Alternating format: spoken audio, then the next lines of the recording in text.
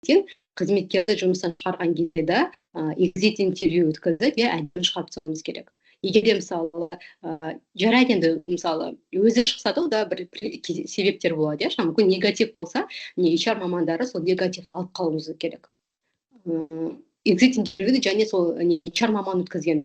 Өйткені мен танимын, олар өздері өткізеді, өзім өткіземін дейді, жаңағы мен командам ашық, маған бәрін ашық айтады дейді, бірақ бәрібір сіздер директор рөліндесіздер, сондықтан бәрібір сіздерге 100% ашық айтпайды. Сондықтан HR маманы сөйлескен дұрыс, ал HR маманы болмаса, онда заведующий бар.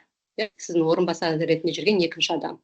Немесе бір сенімді адам болады, әр командада. Сондықтан сол адам сөйлескен маңызды. Шынайы, жаңағы кері байланысты алу бойынша.